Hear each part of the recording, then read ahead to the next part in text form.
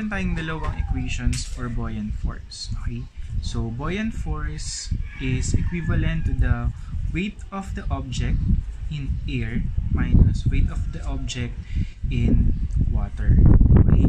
So, that is the first equation for buoyant force. The second equation for buoyant force is equivalent to gamma, okay, or the specific weight of the liquid and the displaced volume. So, this is the specific weight of the liquid. Ibig sabihin, specific weight yan ng liquid. For example, meron tayo ditong liquid, okay, kung saan nilagay natin yung ating object. So, ang gamma na to is specific weight of the liquid, yung liquid na ito. Okay, hindi ng object. And VD is the displaced volume.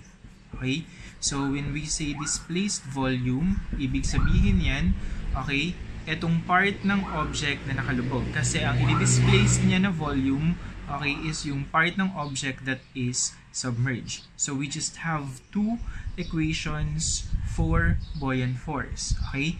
So, ano ba yung buoyant force? Diba, yung buoyant force is the upward force, okay, created by the liquid, okay, on the object that is immersed to it, which is equivalent to the weight of the liquid, okay, being displaced by that object. So, ibig sabihin, dito lang iikot yung ating buoyant force equations. It's the weight of the object in air minus the weight of the object in water, or it's the specific weight of the liquid, okay, times the displaced volume.